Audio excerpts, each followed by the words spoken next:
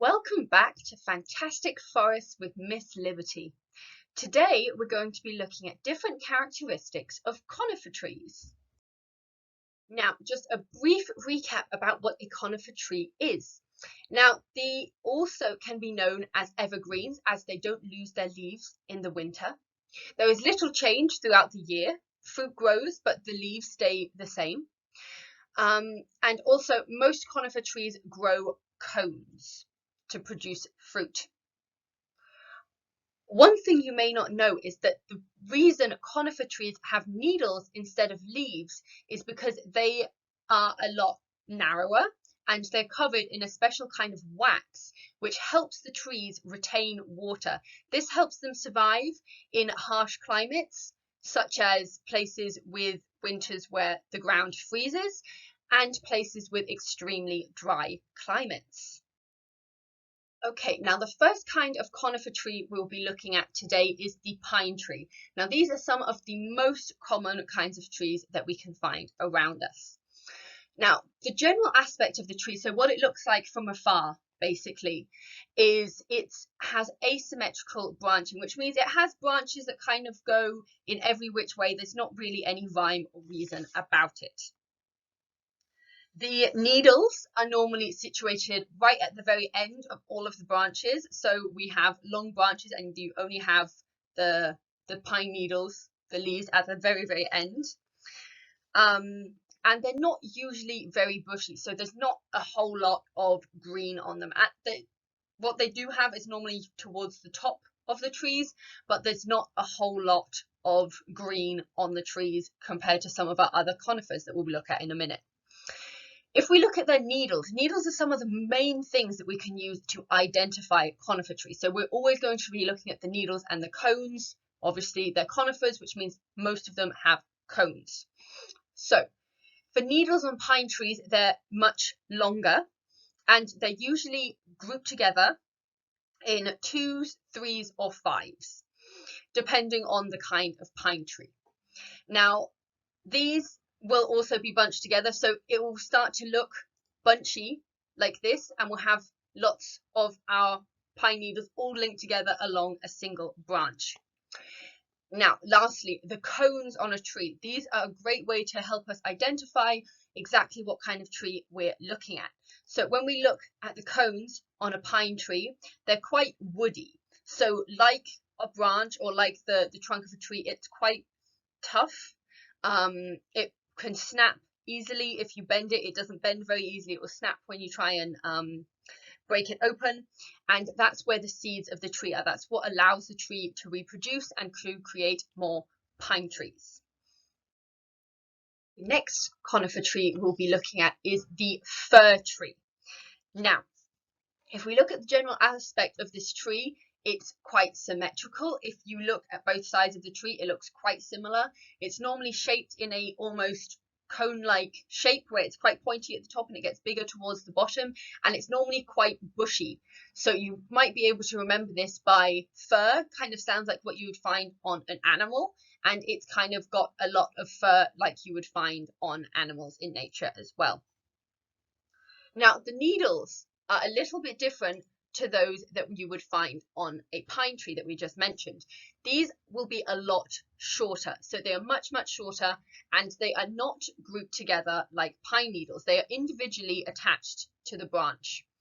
They do cover the whole branch, so it's not like the pine needles where they're right at the very ends of the branches. The whole branch is covered, which is what makes it look so full and what gives it that characteristic look of being quite bushy. And also the pine needles, if you look at an individual pine needle, you'll see that it is actually flat. So it's normally darker on the top and lighter on the bottom, but you'll have a small, thin, flat needle coming off of your fir trees.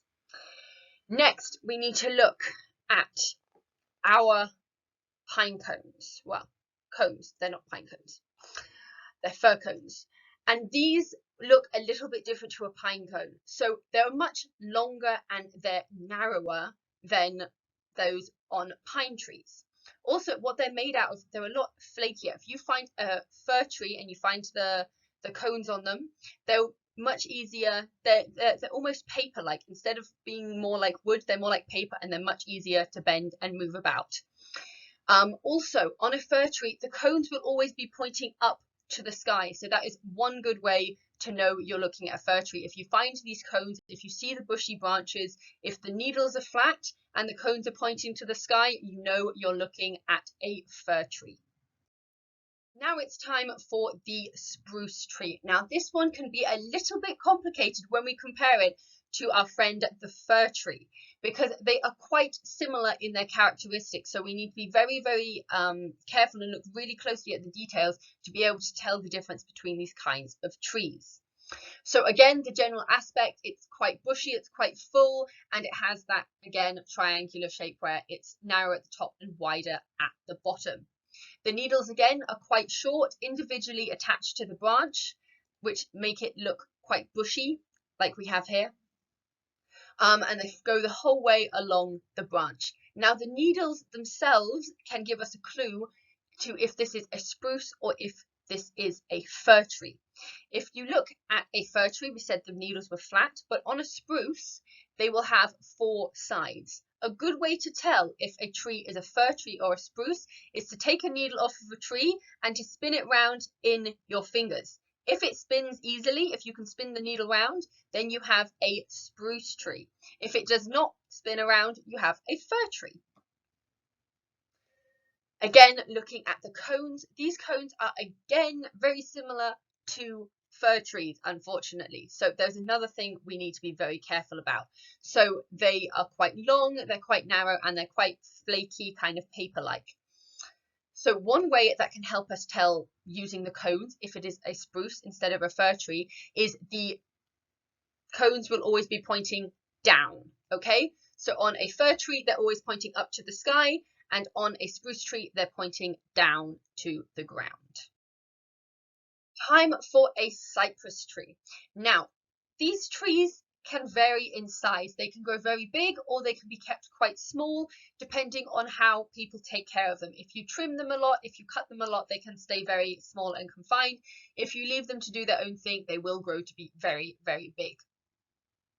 Their needles are a little bit different from those that we've been looking at so far in the fact that they are scale-like.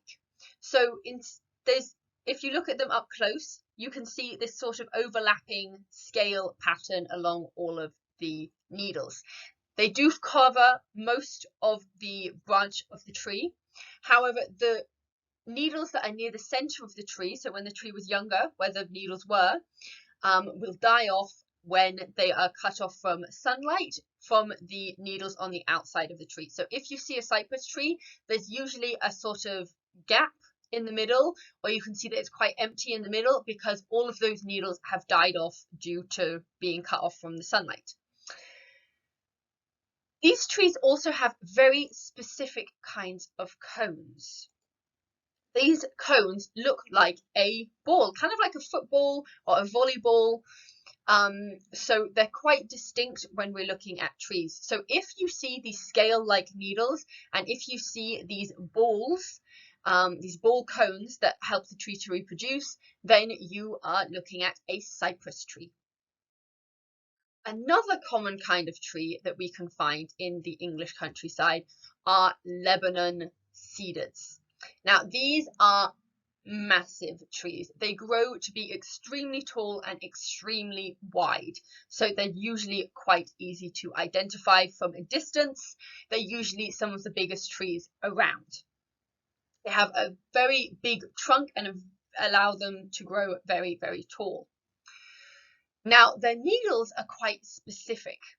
They're quite short, again, and they grow in clusters, almost like a pine needle, except these grow in a pattern, in clumps, along the branches, all the way along the branches, and they look almost like a star or even like a little green firework coming up off of the branch in all of these little spots. So there's gaps between them, so you can see the space. So it's different to a fir and a spruce, but you can see all of these shoots shooting up everywhere, creating these mini green natural fireworks. And then again, last but not least, the cones on a Lebanon cedar are quite small. They're usually quite round, but again, they're quite flaky, and they almost look like they have scales.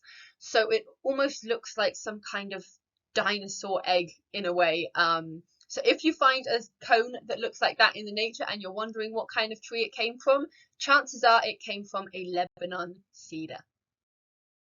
Now, the yew tree is a very specific kind of conifer tree. It is an evergreen, meaning it doesn't lose its leaves in the winter. However, it doesn't actually have cones. So we'll be looking at that in just a moment. It's a little bit of an exception to what we've been looking at so far. So again, as trees go, it can vary in size. They're normally quite tall trees, but depending how people take care of them, they can be kept quite small if they're taken care of well. The needles are very short and flat, and if you look at them very, very closely, there's a kind of point at the end. There's a little almost spike at the very end of the needles on a yew tree.